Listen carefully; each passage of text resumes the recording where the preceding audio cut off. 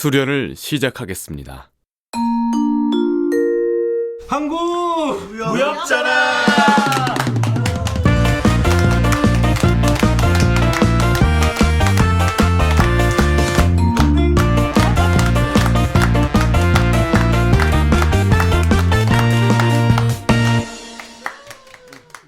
무협 토크 주화인마.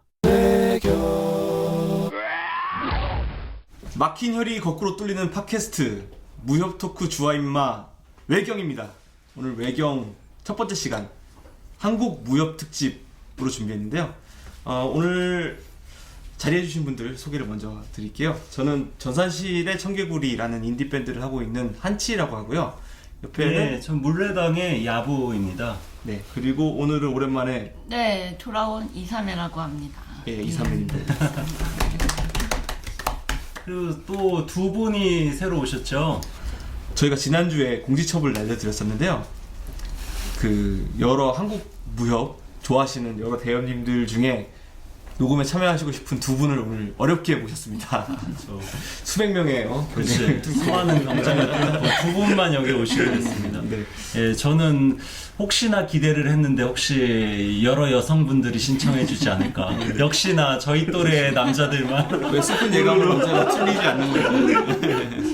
먼저 소개를 드릴 분은 그 기계나무 네, 안녕하세요. 예, 안녕하세요. 저 수백 대 경쟁률을 뚫고 기계나무입니다. 네. 닉네임이 멋있어요. 네. 기계나무. 무슨 의미일까요?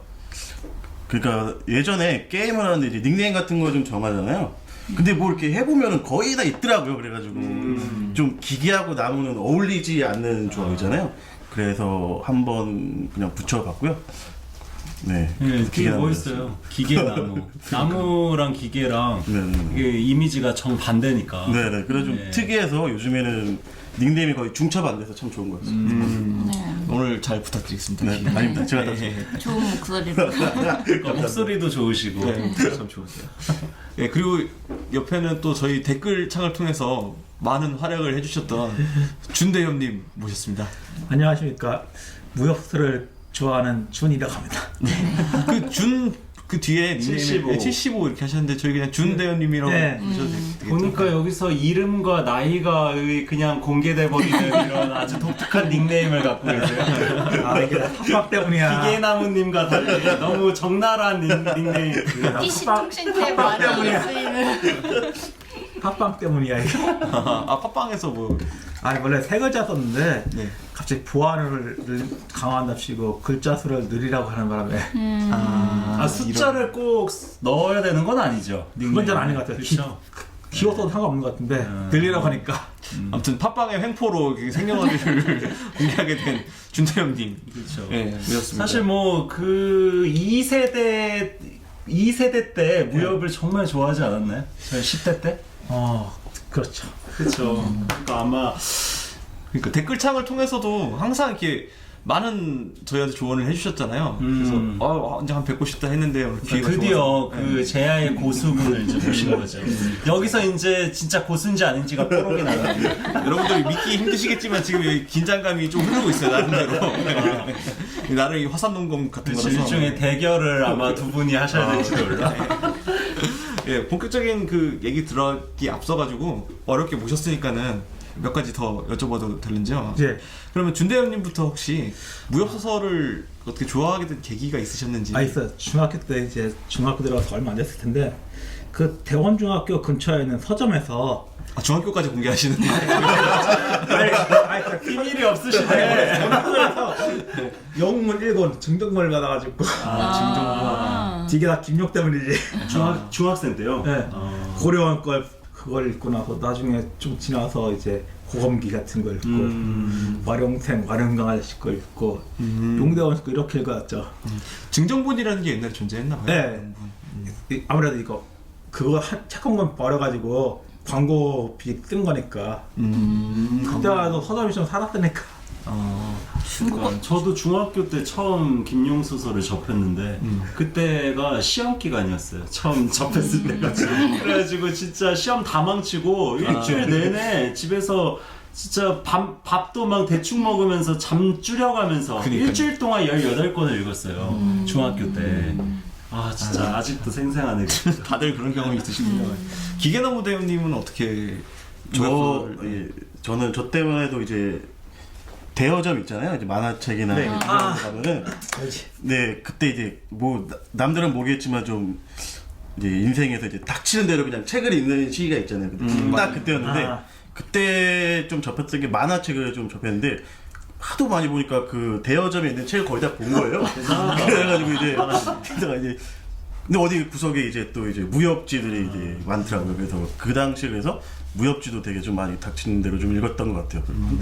네. 그리고 이제 그러고 좀 안 읽다가 이제 군대 갔다 와서 저도 이제 시험 기간 아니었지만 참 재밌게 김용 소설을 한 번에 그냥 다 읽었던 것 같아요. 그러니까 제가 김용 소설을 읽은 건 중학생 때인데 네네. 제가 나이 들어서 거의 뭐 한 20대 후반인가 30살 넘어서 미국 드라마를 갑자기 제가 접하게 되면서 그때 김용 선생 생각을 많이 했어요. 미드 같은 경우 한 번에 막 여러 개 시즌을 몰아서 읽거든? 몰아서 보거든? 앉아서 막 며칠 동안 가는 24시 같은 미드는 진짜 제가 시즌 5까지를 한 번에 앉은 자리에서 봤어요.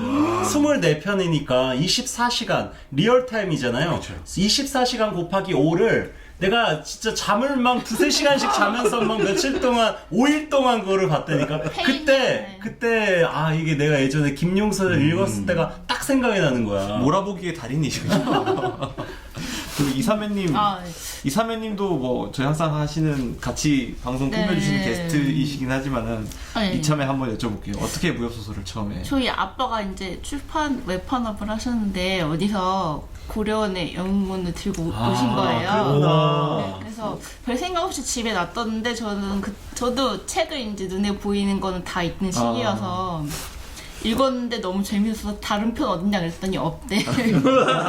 그래서 고난을 느끼셨구나. 그때도 근데 한 것만 가져오신 거예요? 한 것만 가지고 1부 1권? 네. 아이고 감전하다 진짜. 거의 고문. 그 하루가 끝났는데요. 그러니까 그게 미끼라니까 나머지 17번 사라는 거 아니야. 안 살 수가 없어. 그래서 그때도 책 대여점이 좀 많을 때여서 책 대여점에 갔더니 다 있어서 이제 그때부터 이렇게 막 빌려서 보기 시작했습니다. 저도 영문을 시작으로. 그런 또 슬픈 역사. 한 번을 주지 어떻게? 중딩이 사기는 비싸니까. 그렇군요. 오늘 아무튼 이렇게 두 분 대형 모시고 아니 그 한치도 이야기를 해야지. 네, 저요? 맞아요. 아 저는 사실 조금 특이한 경우라고 할 수 있는데 저는 어렸을 때부터 게임을 진짜 좋아했거든요. 그래서 지난 뭐 그 화에도 말씀드렸지만은 그 의촌도령기 외전이라는 게임이 있습니다. 혹시 아시는 분? 90년대 나온 게임이야? 네, 직관이라는 대만 회사에서 그게 사실 의촌도령기 외전이라고 도스 게임인데요. 그 청취하시는 많은 대원님들이 아실 거세요. 원래 게임 제목은 김용 군협전이라는 게임이거든요. 근데 그걸 한국에 들어오면서 의촌도령기 외전이라고 바꿔서 이렇게 한 건데 그 게임 안에서 이제 김용 월드가 다 구현이 돼 있는 게임이에요. 돌아다니면서 막 뭐 피사건법도 배워보고 뭐 고저도 패키지 배워보고. 게임인 거죠, 그거? 네, 옛날에 도스 게임이었으니까. 강령 18장도 배워보고. 네, 배워보고 뭐 구양신공도 배워보고 좌우법도 배워보고. 내가 박정도 배우고. 네, 곽정이 되는 건 아니고요. 제가 게임의 주인공이 어느 날 이계로 갔더니 이곡갱이에요. 일종의 고등학생 게임 하나 잠들었는데 깨보니까 김용월드인 거예요. 김용월드 안에서 김용이 썼다는 15권의 책을 모두 모아야만 원래 세계로 돌아갈 수가 있거든요. 그래서 재밌다. 진짜 재밌는 설정이지. 네. 그 일본 만화에 그런 설정들 많은데. 그런 그런데 게- 젊은이가 갑자기 용랑전. 그런 거 그런 거 진짜 용랑전. 많아. 야 역시 같은 세대다. 전문용어로 이곡갱이라고 하거든요. 이게 고등학생이 가서 깽판 치는 시절. 근데 거기에 아무튼 뭐 그런 게임을 하다가 이제 관심이 생겨서 이제 하나 둘 찾아 읽다가 보니 이제 이 지경이 된 케이스. 게임을 먼저 접하였구나. 확실히 그게 젊은 세대여서. 그렇게 그 청취자분들이 오해하실까봐 제가 그렇게 젊진 않습니다, 청취자 여러분. 네. 아무튼 저는 그런 사연을 가지고 있고요. 오늘 뭐 여러 사연으로 어찌됐든 이제 무협 소설이라는 이제 공통점을 가지고 저희가 한 자리에 모이게 되었는데요. 저희 방송할 때 왜 이 김용 소설에 우리가 빠졌는지 이런 얘기를 초반에 좀 했었잖아요. 네. 여기 모신 이 패널분들도 이 청취자분들도 좀 이렇게 왜 김용 소설이 그렇게 매력적이었나, 왜 빠졌었나, 그 이유가 혹시 뭘까요? 그게 아무래도 한국 소설하고는 좀 다르잖아요. 비유하자면은 그 히가시노 게이고의 히가시노 소설처럼 게이고. 한 번 읽으면 탁탁탁 넘어간다. 이 책장 넘어가는 게 장난이 아니니까. 가독성. 그래서 저에게 책이 아무리 두꺼워도 잘 넘어가면은 무게가 안 느껴지는데 대한민국 책들은 더 느려. 기계나무님께서는 혹시 뭐 김용 소설 안 읽어보신 분들한테 추천을 해주는 말씀을 한번 해주신다면 어떤 부분이 네. 좀 매력 포인트일까요? 그러니까 제가 읽었던 한국 소설의 그 무협지들은요, 몇몇 작가들을 빼놓고 약간 좀 질이 좀 그 필력이 좀 낮다 그래야 되나? 양산형 무협 네, 소설 그런 게 너무 강해가지고 좀 책을 좀 많이 오래 끊었었는데 친구의 추천으로 읽었는데 이거는 진짜 웬만한 무협 한국 무협을 먼저 읽었어요. 네. 아 그렇구나. 그래도 김영엽 작가 읽었는데 완전 이 필력이 완전 너무 다르고 다르죠. 너무 뛰어나신 거예요. 그래가지고 진짜 너무 재밌게. 저 같은 경우는 약간 반대인데 저는 김용 소설이랑 뭐 무슨 고룡이나 와룡생의 소설들을 먼저 읽고 그 다음에 한국 소설 양산형 한국 무협들을 읽었어요. 그랬더니 저도 이게 그러시겠네. 도저히 물론 이제 좌백 선생이나 이게 훌륭하신 분들을 접하기 전에 그 양산형을 먼저 읽고서 이거 한국 무협 너무 이렇게 질이 떨어진다. 신무협을 이제 제가 접하기 전에 그래가지고 그 격차가 저는 그게 너무 커서 제가 무협 소설을 한국 무협을 안 읽다가 나중에서야 이제 그 대도르라는 작품을 좀 늦게 접했거든요. 근데 저도 무협소설 읽을 때는 그 김용, 고룡 이런 거 읽다가 한국 무협 들어간 그렇게 쓰고 확실히 한국 무협들이 아니 중국 무협도 그래요. 중국 무협도 수준 차이들이 엄청납니다.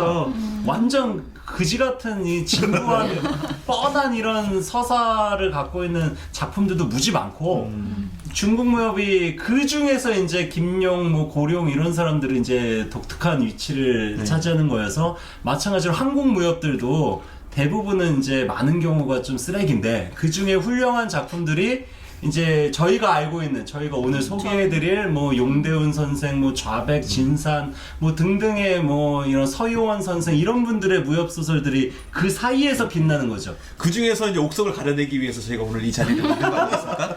여기서 대결 옥석을 뭐 누가 더 훌륭하다를 어떻게 가려요? 각자의 취향이 있는 거지. 그래도 본인들이 읽으셨던 소설 중에 제일 옥석을 오늘 가지고 오신 거니까는 꼭이라고 해놓고 그럼 한 번씩 오늘 소개해 주실 소설에 대해서 그 제목이랑 뭐 작가나 간략한 소개를 부탁드려도 될까요? 네네. 이사면님부터 그럼 부탁드립니다.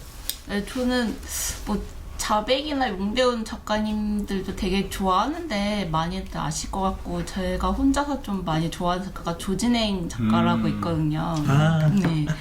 그래서 그거지. 이제 한참 신무협 쪽 무협을 많이 보다가 이제 그 명맥이 끊겼다고 제 나름대로 생각해서 재밌는 무협이 없다 이러고 이제 뭘 보지 하고 있을 때 딱 그분이 등장하신 거예요. 조진행 작가님의 천사지인이. 근데 저는 원래 좀 도가 쪽인 내용이 나오는 그런 무협을 좋아하거든요. 그래서 용대훈의 태경문도 좋아했고 근데 이 천사지인이 딱 제 스타일의 그 도가적인 무협이라서 그거에 대해서 얘기하고 싶어요. 도가적인 무협. 네. 기대해 보겠습니다. 도가적 무협. 그 뭐 소강호 느낌이 좀 나는 오, 무협인가요? 그러네. 네, 뭐 소강호 그리고 같- 주인공은 약간 곽정 비슷하고요. 그렇겠구나. 도가 지나친 무협 이런 거. 그 기계나무님께서는 오늘 어떤 소설을 준비해 주셨는지. 저는 이제 많은 사람들이 읽었던 책인데요. 그냥 묵향이라고. 묵향. 네. 그냥 너무 묵향. 고전의 반열에 어울리죠. 전동저. 많은 청취자분들께서 오메데 교수 전동저. 방금 저희 같은 소리를 내지 않았을까 싶어요. 저는 찝자면 이제 묵향이 무협편을 진짜 저는 이제 무협지 소설에서 초반이 무협. 네. 묵향 일부. 네, 1권부터 5권까지인가요? 네, 사권, 그게- 사권. 사권까지. 묵향 사고까지. 그거를 되게 무협지에서 많이 칩니다. 저. 맞지? 그 무협 소설에 그걸 딱 가지고 있지. 사권까지 그, 정말 그 판타지 세계로 넘어간 이유는 좀 내가 그 앞에 부분이랑 뒷 부분 넘어가고서 분위기가 좀 달라지죠. 다르죠. 네, 약간 이런 말 해준 거지만 아까 전에 얘기했던 양산형 팬들이 너무 많으셨는데 특별히 프레스 돼가지고 근데 사실 묵향이 저도 어렸을 때 진짜 앞에 부분 좀 읽다가 넘어가고 나서부터 좀 잘 손에 맞아요. 안 잡혔는데 그러니까. 그래도 이제 이 장르 환엽지라고 하던데 네. 판타지 플러스 네. 무협. 이 환엽지 장르를 처음 뭔가 이렇게 개창하신 파이오니어라고 할 수 있죠. 분위기는 하지. 네. 창조자가 드신 분이 완결은 됐나요? 그거? 아직 안 했어요. 아 진짜요? 아직 전설이지, 그러니까 이거. 다들 근데 제 주변에도 그렇고 2부 읽으시다가 관두시는 분들이 하도 많아서. 끝까지 다 관뒀어요. 아 그래요?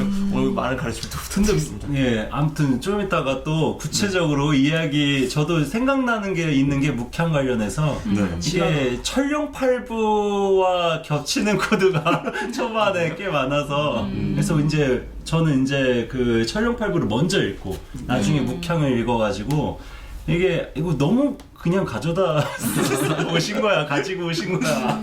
그래서 그 얘기도 좀 했으면 재밌을 것 같아요. 네. 참 기대하고 있겠습니다. 아, 저는 그 나는 죽어서 새가 되지 못한다라고 하는 유고를 남긴 서세원 작가. 아, 그 어떻게는 그런 무협지를 출판사에 왔을 때는 완전히 황말을 나는 거의였고 한 달에 한 권 이상을 썼으니까 완전 양산하신 분. 그 천재죠.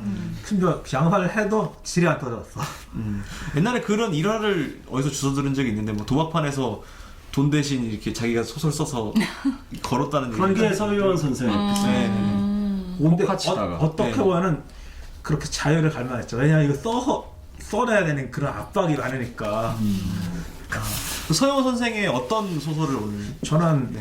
실명 시리즈라고 해서 실명, 마제, 대협 이러니까 실명 시리즈. 네, 실명 시리즈는 독특한 게 그 사람이 본명을 숨겨요.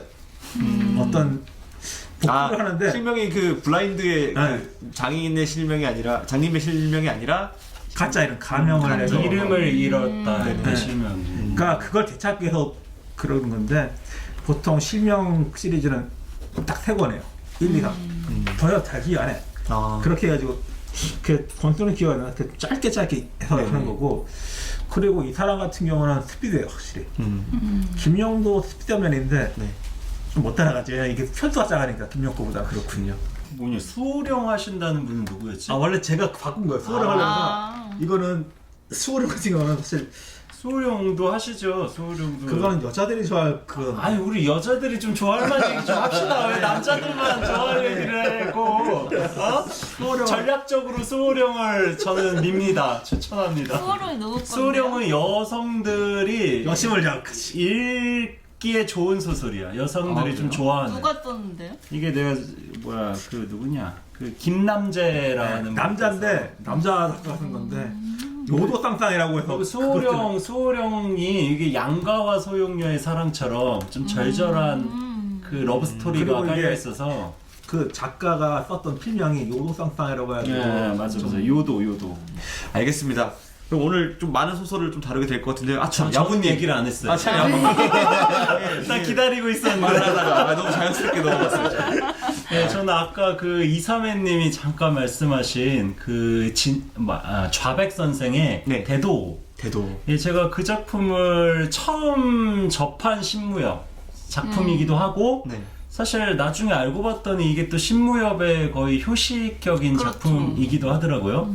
그리고 제가 나중에 또 이제 공부를 하다 보니까 이게 신무협이 새로운 무협이라는 뜻이라기보다는 기존의 무협의 장르 규칙을 좀 이렇게 파괴한 반무협, 반대 반자 써서 그럼 반무협으로서의 이런 또 성격도 있더라고요. 반무협이다. 네, 그래서 저희가 예전에 방송할 때도 이야기 나눴던 그 이른바 곽정으로 상징되는 네. 대표되는 그 대협의 그 영웅이 어떻게 위소복까지 추락하는지 그때 그 추락하고 나는 그 자리에 이른바 소강호부터 녹정기로 영웅이 추락해서 우리 같은 이제 평범한 그 보통 사람이 되어가는 과정 속에서 그거를 바톤 터치해서 한국에서 새로운 방식으로 그 기존의 무협 소설을 완전히 뒤엎어버린 아주 중요한 작품이라고 생각이 들어요.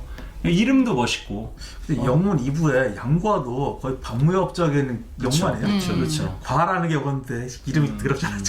저희가 일전에 한번 그 다룬 적이 저희가 다룬 적이 있었죠. 있죠. 그래서 이 좌백 선생 같은 경우는 그 좌백이라는 이름이 저는 너무 멋있어요. 그리고 아내가 또 진산. 같은 무협 작가라는 거야.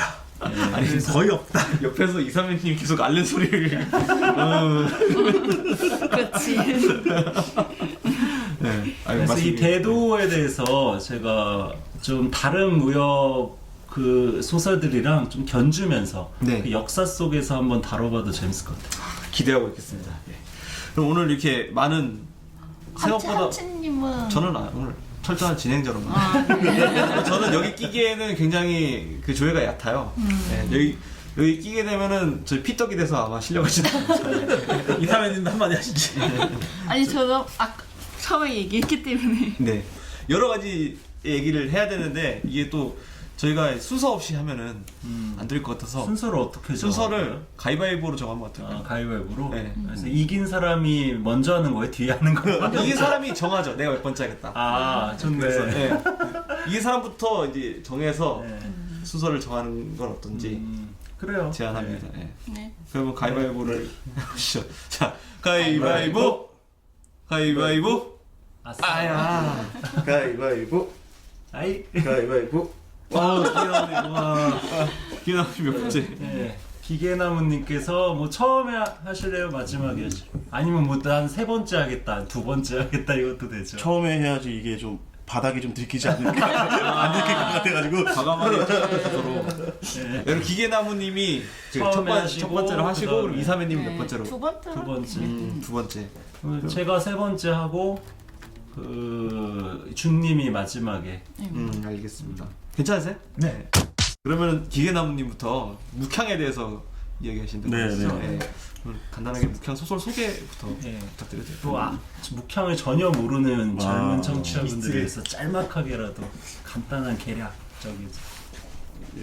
묵향이라는 이제 사람이 이제 마교의 교주가 되잖아요. 나중에 이제 마교의 교주가 될 때까지 이제 과정을 이제 쓴 책인데 이제 다른 이제 무협지와는 다르게 네. 이 묵향이라는 사람은 이제 무공을 잘라서 씁니다. 이제 잘라서 뭐- 쓴다는 게 그러니까는 이제 뭐 화산파에서는 이제 화산파 건법을 이제 쓴다면은 이제 네. 그 건법을 이제 순서대로 쓰지 않습니까? 근데 네네. 이제 묵향이라는 사람은 화산 건법에 요만큼 쓰고 이제 또 다른 무공에 요만큼 쓰는데 이제 잘라서 쓰는 식으로 좀 많이 이제 쓰는 그게 게 부분만 흡수해서 그쵸. 자기가 그게 쓴다는 그럴 게 없는 말씀이시죠. 게 묵향이 살수예요. 그렇기 때문에 이거를 하나만 쓰면은 티가 나니까 떠가지고. 자기가 어디 출신이다가 티가 나는 거죠? 그렇지. 마교 출신하게 들으려면은 피곤하니까 여기 이런 건법은 화산 거, 보법은 뭐 저기 곤율 거 이렇게 가져가지고 권법 서칭 같은 거군요. 그러니까 근데 그렇게 어떻게 훔쳐 배웠나요? 어떻게? 훔쳐 배운 게 아니고 흡수하는 거죠. 그러니까 살수라 네. 이제 내가 이제 무공을 써서 어떤 사람을 해치면은 이제 거기서 이제 건법이 드러나니까 이제 마교라는 신분을 감추기 위해서 마교의 무공을 쓰지 않습니다. 그리고 이제 뭐 그래서 이제 무공을 쌓으면서 이제 절대 고수, 네. 마교 내에서 이제 절대 고수가 되어가는 과정, 그리고 그 안에서 일어나는 그 정치적인 과정 그런 게 아주 4권 안에 아주 잘 묻어나 있는 소설이라고 볼 수 있어요. 4권까지만 묵향으로 치는 속마음이 우연중이다. 아닙니다. 제가 정말 좋아하는 작가분이거든요. 묵향 그 거기 독자들 중에서 이분은 이거 완전히 좀 너무한 거 아니냐, 너무 길고 늘어져서 싫어하는 사람도 있고. 일단 그 기계나무님께서 1부에 집중하시기로 하셨으니까는 네네. 저 3부까지는 봤는데 보긴 다 봤습니다. 네. 그 점점점. 묵향은 처음부터 고수로 나오나요? 아니요. 완전 생초보. 그 고아가 워낙 제 마귀에 끌려가지고는 먹여주고 이거 부셨으니까 배워가지고 죽여라라고 하는 그것을 시작했기 어떻게 보면 이제 한국 소설의 김용 소설의 다른 한국 소설의 특징이라고 보면 저는 제가 보기에는 약간 폐관수련? 폐관수련. 네네. 김용 소설에서는 거의 종종 나오죠. 네. 근데 거의 안 나오고 이제 영웅문에서도 이제 곽정은 거의 폐관수련보다는 이제 돌아다니면서 네네. 기연을 만나서. 어떻게 보면 좀 쉽게 절대 고수들 일단 홍칠공한테 부지신경 제거. 항용 18장 배우고 그 다음에 나중에는 누구냐?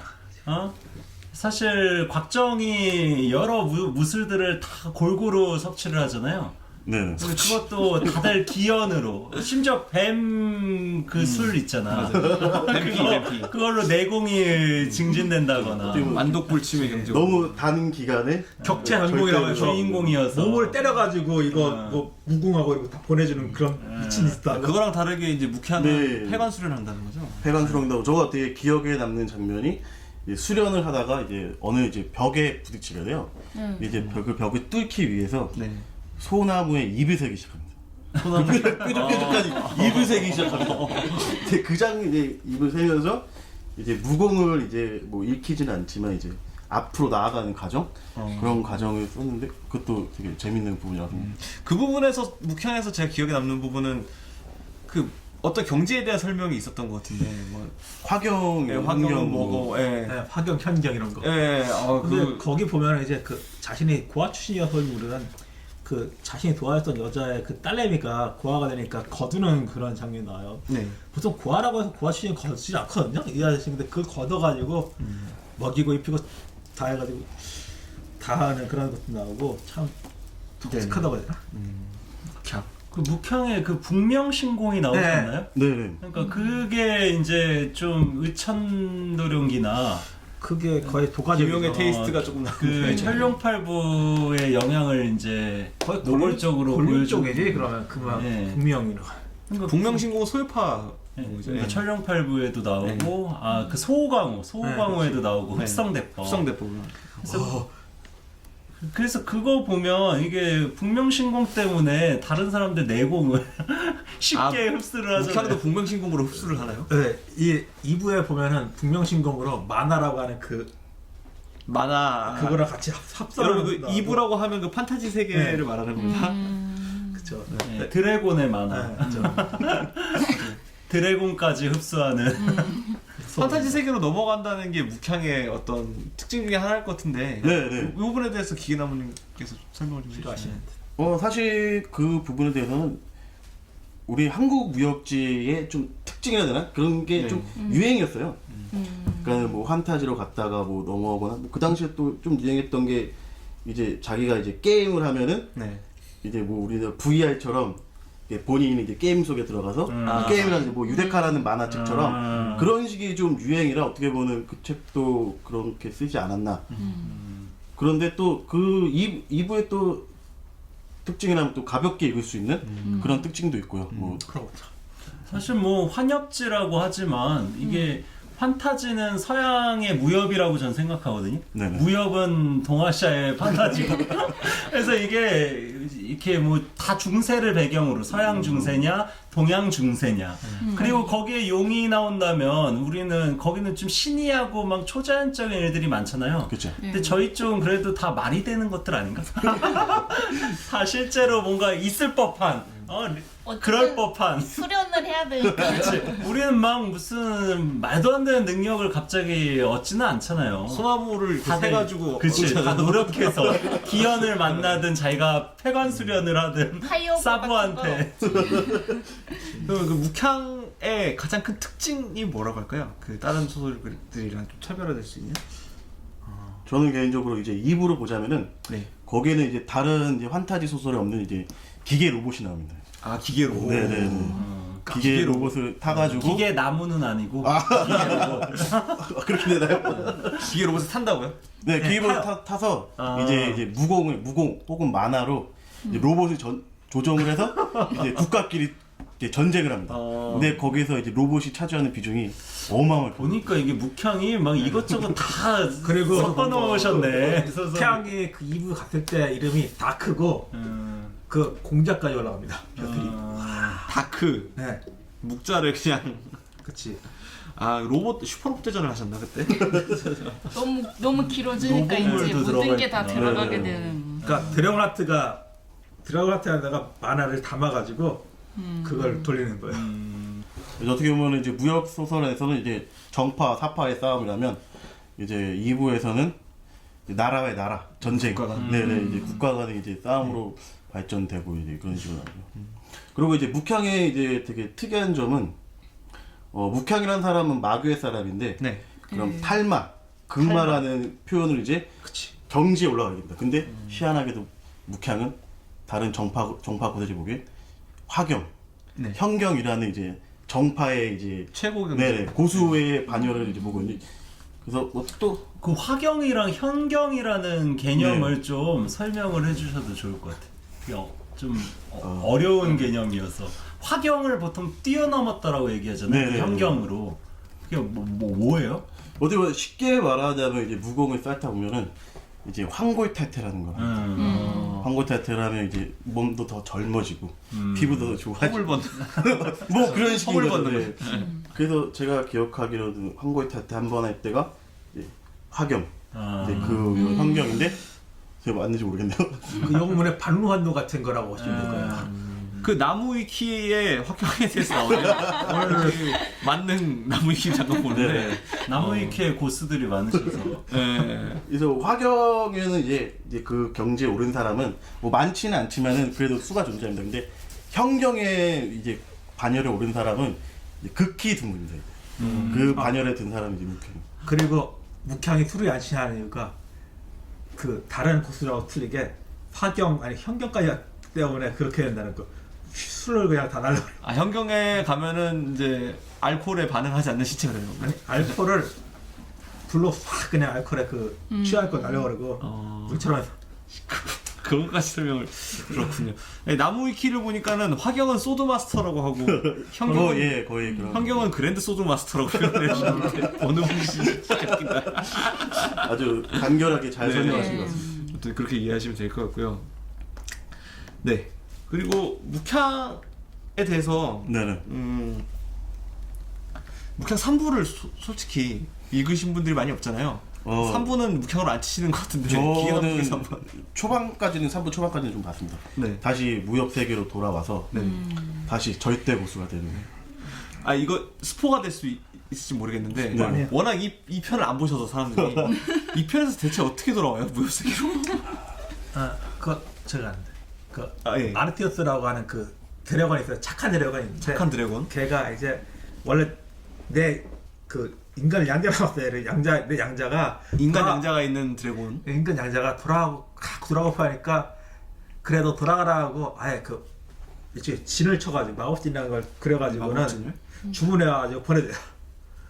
근데 그 양자가 묵향이었던 거예요. 네, 그쵸. 아, 그러니까 어떤 되게 착한 드래곤이 있는데 네. 그 사람이 묵향을 양자로 삼아서 보내준다. 네, 원래 삼았는데 네. 자기는 안 보내주려고 그래서 몇 걸로 그냥 하는데 네. 들켜 그래가지고 묵향한테 여기 스포였으니까요 죄송합니다. 묵향을 읽으시려던 분들은 굉장히 죄송하지만 네, 너무 궁금해서 한번 여쭤봤습니다. 너무 오래전에 나온 거라서. 네. 네. 아, 이 편을 저는 묵향 1부가 4권으로 네, 끝나잖아요. 4권. 그러니까 2부도 4권쯤 끝날까 했는데 웬걸 2부가 안 끝나요.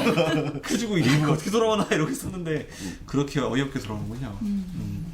근데 이거 보면 그 현경이라는 경지가 이 소호강호에 영호충이 익히는 그 무검 무검 승유검의 승유검의 그 경지랑 비슷한 거 아니에요? 일종이 초식을 아예 뭐 없애고 완전히 무의 경지에 이르렀다라는 식으로 현경을 설명을 하던데. 그죠. 그러니까 초식 자체를 아예 이렇게 없애버리고 그 양과도 그 나중에 그 신주엽녀에서 독고구검을 익히잖아요. 그때도 사실 비슷한 이런 설정이 거기에 들어가 있는데 묵향이 도달한 그 검의 경지가 자연검이라고 해요. 검을 안 쓰고 그렇지. 자연의 기운을 가져와가 요새는 보통 모든 무협지에서 이제 무검 승유검의 경지 절대 검의 경지는 이제 검이 없어도 초식이 없어도 다들 뭐 자유자재로 그 양과의 신조협녀에서 재밌었던 게 처음에는 막 이렇게 아주 날렵한 이런 검에서부터 시작해서 현철검을 지나서 마지막에는 그 나무까지 초목검. 초목검 그게 너무 멋있잖아. 일종의 완전 무의 경지에 도달한. 근데 모두 소설들에서 다 그런 식으로 가는 것 같아요. 뭔가 이렇게 되게 강한 사람을 묘사할 때는 검을 안 쓰고 검을 이긴다. 실제로도 그 검도 고수리 같은 경우는 종이 쪼가리만 하고도 사람 처할 수 있다고 그러니까 그렇죠. 근데 이게 보면 그 독고구검이나 소호광호가 이게 다 도가적인 이런 캐릭터고 도가적 설정인데 이 묵형의 뭐 화경이니 현경이니 이런 것도 보니까 도가적인 거예요. 도가적인 게 쉽게 얘기해서 싸우지 않고 이기는 거거든. 일종의 이렇게 피를 보지 않아도 무기를 들지 않아도 이길 수 있는 이런 절대검의 경지 이런 거를 다 공통적으로 말하는 것 같아요. 여기 무슨 생사경이라는 것도 있지 않아요? 네, 생사경. 그게 이제 완전 절대적인 이런 이른바 생사를 초탈한 경지인가? 그리고 어떤 우주적인 이런 수준에 도달하는. 그렇군요. 또 묵향에 대해서 뭔가 더 해주실 말씀 있으신지요? 묵향이라는 이름도 멋있지 않아요? 네. 예, 이게 딱 보면 이게 멍묵자에 이게 향이 향자니까 이름 자체도 되게 이름 운치가 멋있어요. 있잖아. 운치 있어요. 네. 사람 이름이지만. 그래서 묵향이라는 이름도 이게 독특하고. 그리고 실제로 사고원까지는 정말 훌륭했어요. 근데 2부가 너무 지루해서. 네, 또 재밌는 설정이라 해야 되나? 또 네. 그 동자공이라 그러네요. 동자공 맞아요. 네네 거기서도 나와요. 그래서 맞아. 그 설정을 제가 본 책을 두 책을 봤었거든요. 예전 이우혁 작가의 테마록에서도 현암이라는 분이 이제 그치, 맞아. 동자공일 수도 있다. 본인은 그렇게 표현하고 있는 그래서 묵향에서도 저는 그 묵향이라는 책에서 동자공이라는 설정을 처음 봐서 좀 재밌게 봤던 것 같아요. 비슷한 게 많죠. 뭐 소호강호에서도 동자공은 아니지만은 거세를 해야 배울 수 있는 피사건법이나 뭐 규화보전 같은 게 있잖아요. 근데 저는 동자공이나 규화보전 같은 게 되게 재밌는 설정이라고 느낀 게 이게 무협 소설의 세계는 이게 일종의 잘 모르시는 분들이 느끼기에는 보면 이게 완전 마초들의 세계잖아요. 네. 근데 싸우는 거 좋아하고 막 되게 남성성이 말도 안 되게 과잉돼 있고 근데 그 규화보전이나 이런 걸 보면 이 남성성을 상징하는 그 부분을 거세야 뭔가 대단한 이런 경지에 오른다라는. 악불군의 거세는 이혼당에 딱 좋은 거지. 아내하고 상하다라 그냥 하라고 그랬는데 미친놈이지. 아이 그 악불군은 그렇지만 동방불패 거세는 그래도 뭐 그런 야심이 있는 거니까. 그치. 아무튼 뭐 뭔가를 버려야 되는 것 중에 가장 큰 거로 생각하고 남성성을 거세했더니 남성으로서 모든 무림인사가 꿈꾸는 최고 무공에 도달한다는 거야. 그쵸, 예. 이게 되게 아이러니하잖아요. 근데 그 규화보전의 창시자가 원래 넷이었다는. 그치. 한관이 넷이었으니까 만든 건데 네.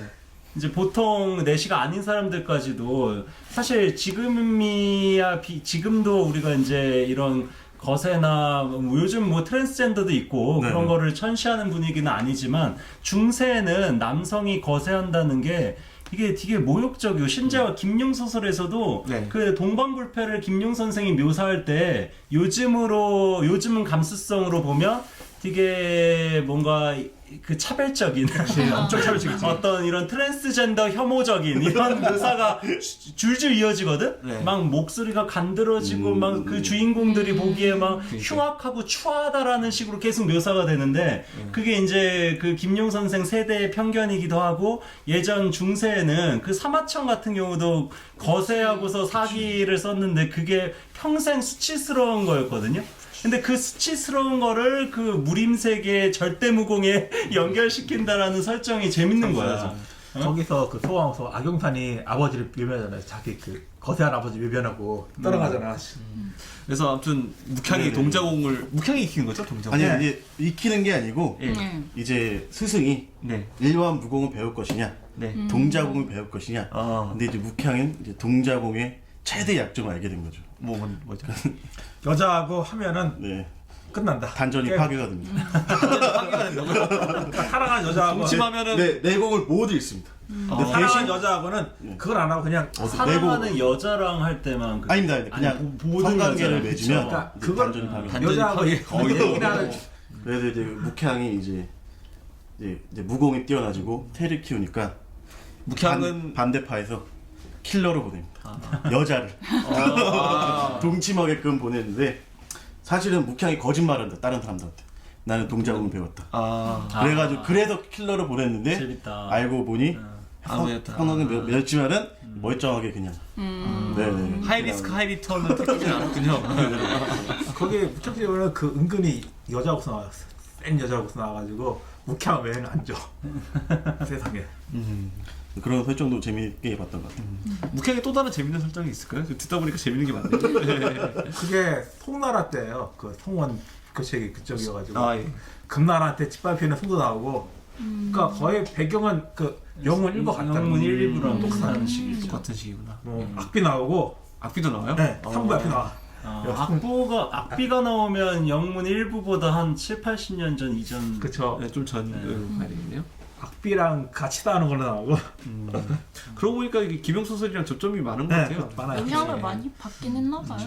근데 제가 옛날에 한국무협 소설 보면서 이렇게 좀 아쉬웠던 것 중에 하나가, 이거 어쩔 수 없는 거기도 한데, 항상 그 정통적인 중국 무협 소설의 시공간을 배경으로 하고 있잖아요. 그렇죠. 한정적인 공간에 한정적인 세계를. 그러니까 저는 이제 그 서양의 슈퍼 히어로물들 네. 그런 거 볼 때, 아니면 이제 서양의 뭐 히어로물이나 서양의 판타지물 같은 거 볼 때 이제 드는 부러움 중에 하나가, 걔네들도 다 원래는 중세 버전으로 원작들이 다 있었던 네. 거를 현대 작가들이 지금 현대 미국이나 지금의 시공간 속에서, 아니면 현대 역사, 현대사, 정치사 속에서 그런 말도 안 되는 슈퍼 히어로물들을 막 다 이렇게 그럴듯하게 녹여내잖아. 네. 그게 근데 우리는 그런 거에 반해서 좀 너무 예전 시공간에 이렇게 갇혀 있지 않나. 그래서 옛날에 한국 무협 영화 중에 그 누구냐, 그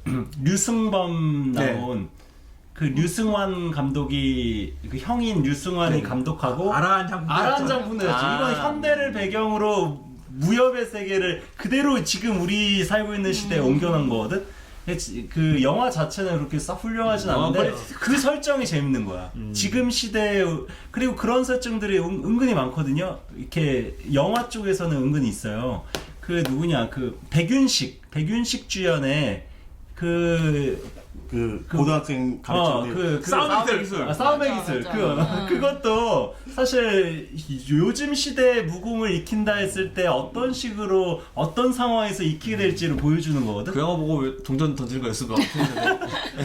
그리고 아까 저희 방송 시작하기 전에 잠깐 이야기 나눴던 저 권법소년이란 만화. 네. 저것도 정통 무협들이 다 대거 등장하는데, 실제 하는 무협들, 실제 하는 무공들. 근데 저것도 현대 일본을 배경으로 일본의 젊은 어린 고등학생이 그 무공을 익히면서 중국 본토에 가가지고 다양한 대결을 통해서 성장하는 내용이잖아요. 네. 그러니까 되게 사실감이 넘치고, 지금 시대에 우리같이 평범하게 이렇게 뭔가 세속적인 이런 욕망들에 뭔가 이렇게 갇혀서 살다가 어떻게 무공의 세계에 우리가 현실감 있게 그쪽에 진입하게 되는지를 보여주는 그런 설정들이, 나는 그런 게 재밌는 거야. 너무 완전 무슨 수백 년 전 막 송나라 때, 금나라 때 그 시대를 배경으로 막 이름도 다 중국 이름만 등장하는, 물론 이제 각각의 설정들의 장단점이 있긴 한데. 네, 아무튼 묵향 얘기를 하다가 우리나라 근데 저는 이제 이우혁 작가의 테마록을 참 좋아하는데 어떻게 보면 테마도 그런 거죠. 네, 어떻게 보면 그것도 무협지, 완전 무협지라고 얘기하기는 좀 그렇지만 어느 정도 무협 요소가 많이 들어가는데, 갑자라든지 검기라든지 그치. 어검술이라든지 이런 단어들이 많이 나오거든요. 그것도 무협소설. 네, 어떻게 보면 그것도 말씀하신 것처럼 네, 몇몇 안 되지만은 제가 보니까 세 가지 시공간 설정과 관련해서 무협 소설이 세 가지 유형이 있는 것 같아요. 네. 하나는 이제 김용 소설처럼 역사적, 정치적 이런 실제하는 공간과 배경, 실존했던 인물들이랑 가상의 인물들을 섞는 이런 방식이 있고, 또 하나는 그 대만의 이제 신파 무협들이 대부분 그런데, 그 와룡생의 무협도 좀 그런 성격이 고령도 있고. 고령은 좀 다른데, 와룡생 같은 경우만 하더라도 약간 50년대 후반에 대만의 신파 무협들이 역사적 공간을 특정하게 설정을 하질 않아요. 그래서 뭐 아주 뭐 수백 년 전 이런 어떤 무림 세계의 역사적 맥락을 벗어난 허구적 공간을 하나 만들어 놓고, 거기서 이제 무협 소설에서 벌어질 수 있는 모든 일들을 가상의 설정으로 만들어내지. 이런 설정이 하나가 있고, 또 한 가지 이제 아까 말한 테마록이나 뭐 이런 싸움의 기술 같은 이런 실제 우리가 살고 있는 시대, 아니면 소림축구 같은 실제 우리가 살고 있는 이 시대를 배경으로 무협 혹은 무공에 대해서 얘기하는. 저는 개인적으로 역사적인 이런 맥락을 중시하는 김용 스타일이나, 아니면 아예 지금 시대에 대해서 이야기를 하거나, 이런 게 좀 더 재밌더라고요. 완전 맥락을 초월한 이런 가상의 시공간에서 벌어지는 이야기보다는 이게 흡입력이나 근데 어떻게 보면 처음에 말씀하셨던 양상형 소설의 무협지의 문제점이 아닐까 좀 싶어요. 그러니까는 일반적인 무협 작가들이 필력이 많이 떨어지고 노력이 많이 부족하니까는 남들이 남의 썼던 걸- 세계, 남들이 썼던 무공들을 그냥 그대로 베끼니까는 세계가 좀 한정적이고 무공이 한정적이고 사람이 한정적일 수밖에 없는 것 같아요. 편하게 가는 길을 네네. 선택하는 거. 그러니까 그게 주제랑도 똑같은데 대부분 막 그 김용 선생은 정파와 사파를 엄격하게 선악 이분법적으로 나누지 않았다라는 걸 저희도 방송에서 말씀을 네네. 드렸었는데 이렇게 양산형 무협들은 되게 좀 충효나 무슨 이런 우국 충정이나 아니면 정파와 사파 간의 이런 권선징악적인 대립이나 이런 것들이 너무 좀 재미가 없잖아요. 네, 그런 그렇죠. 거는. 그러면 묵향을 좀 정리를 해봐야 될 것 같아요. 네. 그 기계나무님께서 묵향을 한마디로 표현하신다면은 뭐라고 표현하실 수 있을까요? 용머리라고 표현하겠습니다. 다시 한번. 용머리 일부. 네. 용머리라고 표현하고요. 네. 다음은 제가 돌을 맞을 수 있기 때문에 꼬리에 대해서 표현하지 않겠습니다. 용 머리인데 꼬리가 계속 자라. 용 꼬리일 수도 있습니다. 네, 용 머리라고 기계나무님께서 표현해 주셨습니다. 근데 묵향 얘기로 시작해가지고요. 뭐 한국무협의 어떤 세계관 문제까지 되짚어볼 수 있는 시간이었던 것 같습니다. 네, 그럼 다음으로 이삼해님. 두 번째 소설인데 이삼해님 아까 어떤 소설 소개 조진해? 하셨어요? 네, 저는 용대운 태극권도 네, 그거는 안 그냥 하고. 네, 그거는 너무 많은 분들이 아셔가지고 알죠. 네. 넘어가도 될 것 같고 이제 조진행 그러니까 2000년대 데뷔하신 조진행 작가님 천사지인에 대해서 천사진? 네, 천사지인 아 천사지인. 인, 예. 그러니까 한참 이제 신무협 열심히 보다가 좀 재미있는 게 없는 것 같다 해서 뜸하다가 네. 다시 보게 된 게 이게 천사지인인데요. 제가 이걸 좋아하게 된 건 주인공이 굉장히 허약해요. 장염이라는 아이가 주인공이에요. 장염이요? 장염 이름이. 장염? 이름 자체도 얘 이름 장염이에요. 야 몸이 허약해 보인다 이름부터가 장이 안 좋을 것 같아. 저 제기를 의심했어요 지금. 아, 영어로 장트러블 장염. 네, 그리고 되게 몸이 원래 허약하고 정말 평범하고 착한 네. 아이인데 이 사람이 이제 우연히 무당파의 고수를 만나가지고 기여를 만나는군요. 네, 무당파 고수를 만나서 잘못해서 이제 이 사람한테 해침을 당해서 네. 이 무당파 고수가 그 태청단이라고 네. 몸이 죽지 않게 하기 위해서 그런 약을 먹여줘요. 태청단이라는 약을 먹는다. 네, 그리고 이제 그 사부가 되죠. 근데 이 사람이 너무 그렇게 어떤 무공을 배우고 싶을 생각도 없었고 네. 그냥 되게 평범한 아이라서 아무 생각이 없었는데 그런 걸 배우게 되니까 되게 잘 못하다가 나중에 사부가 좀 자리를 비운 사이에 갑자기 이거는 약간 신선 소설이랑도 비슷해서 사부가 우화등선의 경지에 이르게 돼가지고 무화등선의 경지라는 게 그러니까 자기 신선이 된다는 신선이 거죠. 되는 거예요. 막 그러니까 날개 우자 날개가 생겨서 변해가지고 아니, 변할 화자 곤충들을 좋아하시나 봐요. 밑에 막 번데기 끼어하는 거. 오늘 등자의 네. 신선선자 이렇게 뭔가 도를 통해서 신선이 되시는 그런 경지 그것도 도가적인 예, 그러니까 도가적이니까 원래 이게 도가적인 소설이에요. 그래서 계몽의 소설에서 말년이 없게 된 제자 딱 하나한테 네. 와가지고 그런 자기의 모든 내용이랑 깨달음을 머리에 그냥 딱 집어넣어 버려. 그래서 자기가 가르쳐줄 수 없으니까 꿈속에서 맨날 자기랑 대결을 하면서 꿈속에 나타나서 네 계속 얘를 못 살게 해가지고 이제 오늘은 얼마까지 배웠나 보자겠다. 네, 거의 계속- 매트릭스 네. 그러니까 맨날 꿈속에서 이 사람은 이 장애인들 안에는 꿈속에서 맨날 사부랑 싸우고 막 죽을 만큼 힘들고 막 이러면서 비명을 동반하면서 깨어나는 걸로 이런 식으로 이렇게 얘기가 진행되거든요. 그러니까 얘는 이 천사지인이 저희가 좋았던 게 얘는 별로 이렇게 주인공이 너무 고생을 많이 하고 별로 좋을 것도 없고 항상 계속 힘들어요. 근데- 스승의 가르침을 거부할 수 있는 권리가 없네요. 네, 자면은 만나야 되는 거네. 네, 장면은 거기가. 근데 자면서 그 수련하는 네. 코드가 무협지에 은근히 있잖아요. 아, 그래요? 그래요? 그 예전에 양과도 그 네. 소용녀 처음 만나가지고 그 뭐야 침대 그 한빙 한호. 한빙 그 차가운 돌침대. 차가운 돌침대 위에서 별 5개. 무공이 증진하잖아. 근데 어떻게 보면은 이게 자면서 수련한다는 게 어떻게 보면 학생들의 꿈 아닐까요? 자고 일어날 때 저희 고수가 꿈이기도 하죠. 잠만 자면서 고수가 근데 이 장염한테는 그게 너무 악몽인 거야. 그래서 잠만 들면은 사부한테 계속 분명히 맞지. 두드려 맞고 이길 수 없고 그러니까 맨날 잘 깨어날 때마다 비명을 지르면서 일어나. 그리고 이 사부가 우아등선 하기 전에 제약을 하나 걸었는데 얘가 이걸 갖다가 다 익히기 전까지는 내공을 못 발휘하게 제약을 걸었어요. 금제를 걸었구나. 네, 그러니까 얘는 계속 익히긴 하지만 계속 약하고 항상 어디 가든 진짜 짜증나겠다. 네, 저리 치고 이리 치고 하면서 나는 무협 주인공이 이렇게 약하고 힘이 없는데 착한 건 처음 봤거든요. 그러니까 이때 제가 같이 찍을 했을 때였나? 그랬을 거예요. 그러니까 멘탈이 약한 독자들에게 추천드리면 네, 되겠네. 몸이 그러니까 약한 독자들에게.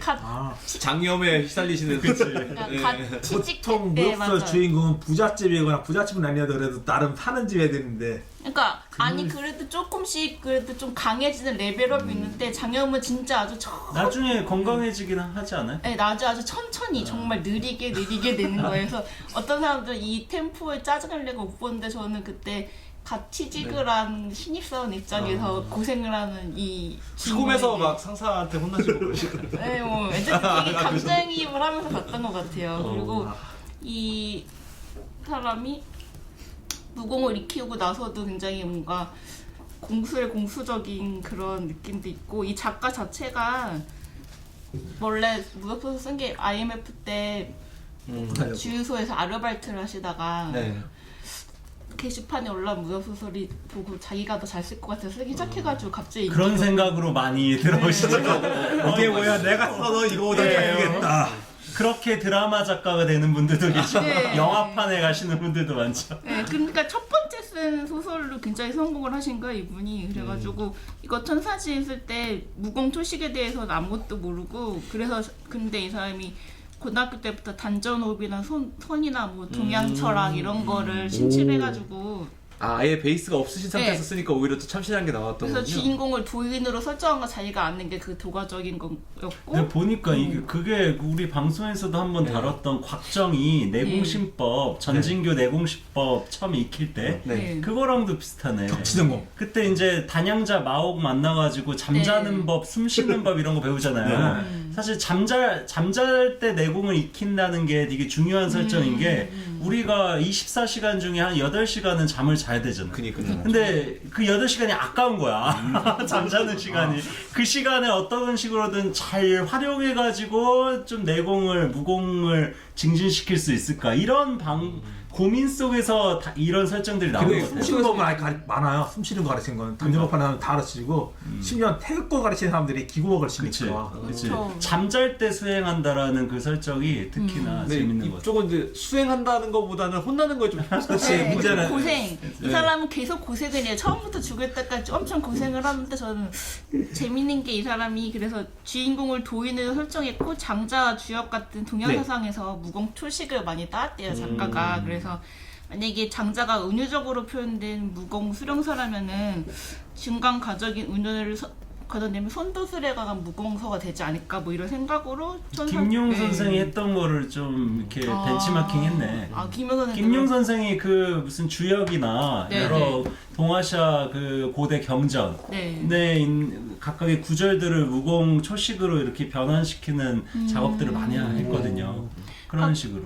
그래서 그렇게 장자나 이런 노자 그런 게 나오면은 좀 다른 무협지들은 되게 막 급박하잖아요. 막 이렇게 막 싸우고 막 전투도 엄청 막 활발하고 그런데 이건 보면 정말 느릿느릿 그리고 무공별들도 막 그런 장자 노자 이런 뭔가 알듯 모르듯 하여튼 구절 나오고 막 이러면서 얘는 계속 고생하고 그렇지만 어쨌든 끝에 가서는 잘 되는데 제가 보니까 이게 육아 경전으로는 무공을 못 만들어.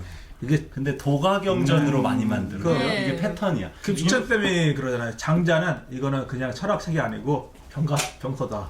이유가 뭘까요? 장자보다 그 노자가 나중에 이제 법가 사상으로 연결되고 노자 철학이 병가 철학이랑 거의 이렇게 상통되는 게 그리고 많거든요. 묵가랑도 연결될걸요? 예, 묵자 묵자는 이제 이게 방어전을 펼친 이런 제자백가 중에 하나였어요. 그 안성기 씨가 나온 묵공 안성기 씨가 나온 묵공이 그거 묵자들이 그러니까 묵공의 그 공자가 공격할 공자인데 그 그러니까. 적을 공격하는 게 아니라 적의 공격을 방어하는 일종의 수성전에 능한 그 학파가 묵자 학파거든요. 네네. 그래서 묵자의 그 파 같은 경우에는 그 사실 개별적으로 개개인의 그 무공 능력이 되게 출중해요. 그러면서 평화주의 또 이런 사상가들이기도 하고 네네.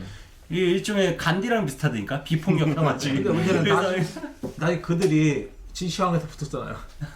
그건 이제 묵자 사후에 또 그 파벌이 여러 개 생기고 나중의 일이고 묵자 같은 경우에는 사실 되게 매력적인 인물이지. 그 묵공이라는 게 원작 만화가 일본 만화예요. 헐. 일본 만화가 워낙 잘 만들어가지고 이렇게 중국에서 영화까지 만든 건데.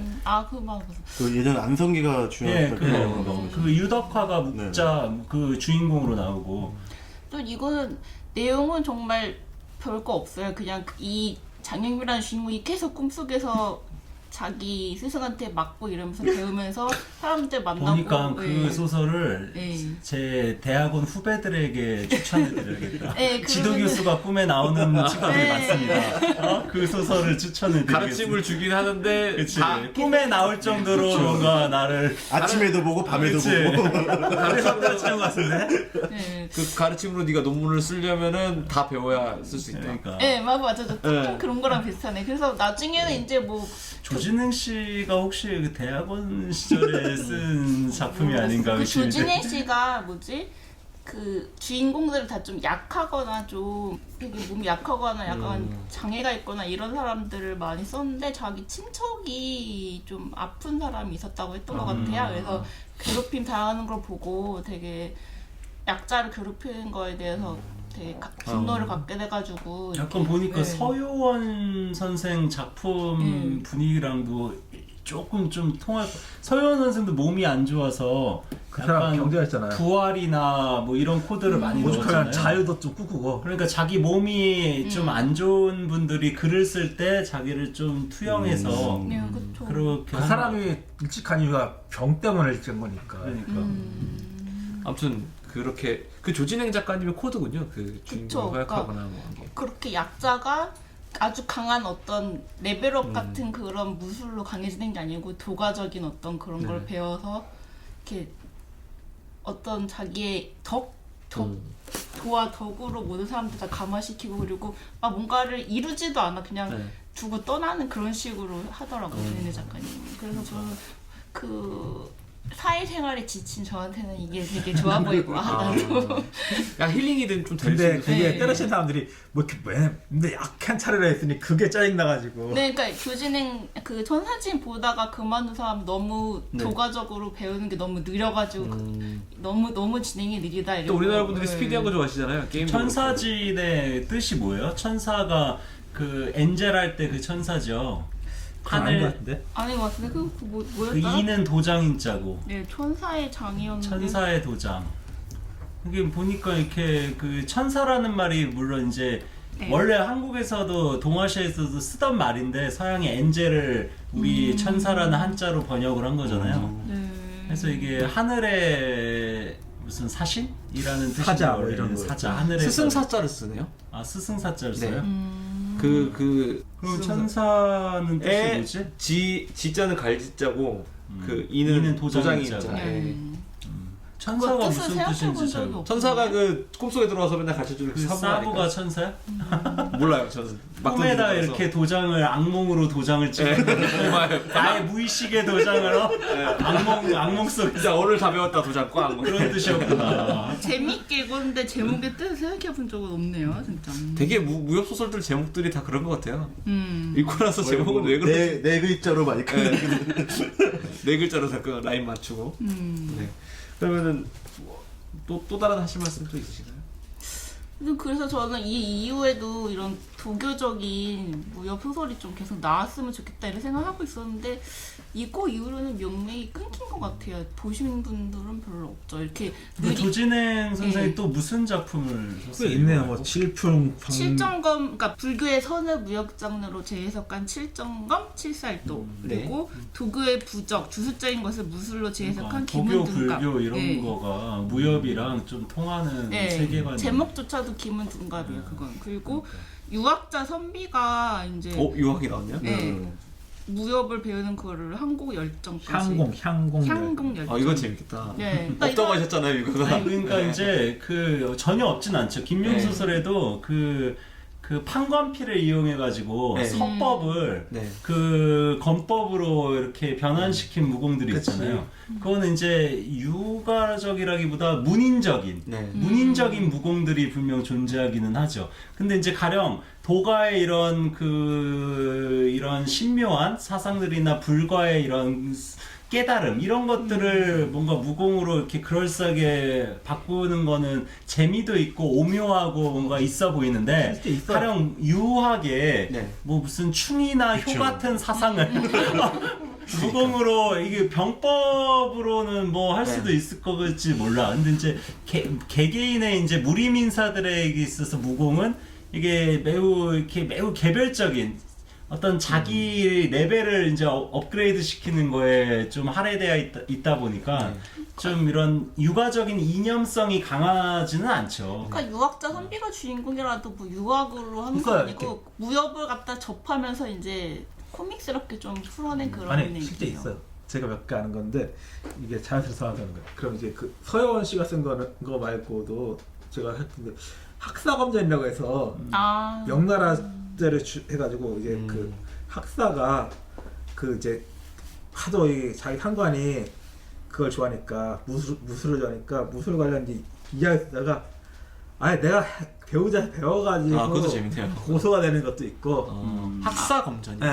그거 들어본 것 같아요. 2부까지 나오고 그것도 그 대부분 좀 이렇게 도가적이거나 불가적인 네. 성격이 좀 강한 것 같기는 해요.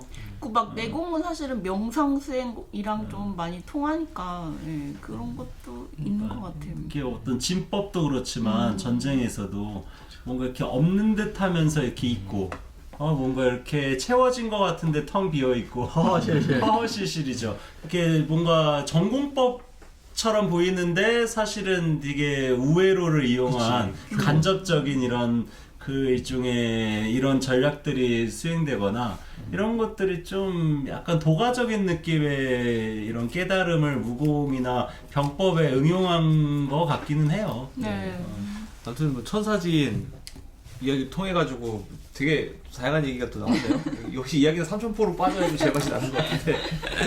아무튼 그러면 천사진을 좀 정리를 해보자면은 네.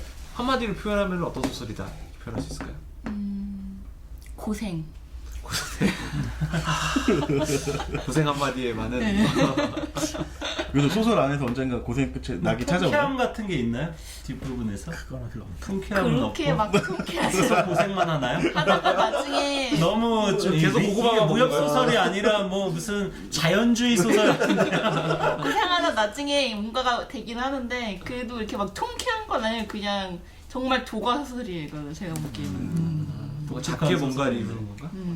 직접 궁금하신 분들은 직접 네. 읽어보시면 근데 돼요. 확실히 뭐 좀 진부하고 뻔한 이런 네, 그렇지는 않아요. 천편일률적인 이런 소설하고는 전혀 다르죠. 네, 그렇죠. 굉장히 특이했어요. 제가. 근데 제가 보니까 이렇게 무협 소설이든 뭐 어떤 장르 문학이든 심지어 순문학이라 하더라도 대부분은 비슷비슷하고 좀 뻔한 내용들이 많고 그 중에 이제 특출난 작품들이 뻔하지 않은 뭔가 대단한 뭐 이렇게 통찰을 꼭 갖고 있지 않더라도 좀 그런 클리셰를 벗어나는 작품들이 이제 소수나마 모든 장르별로 다 있는 것 네, 같아요. 맞아요. 네, 그런 점에서 뭐 꼭 순문학과 장르 문학을 나누는 것도 이제 좀 그쵸. 이상하다라는 생각이 듭니다.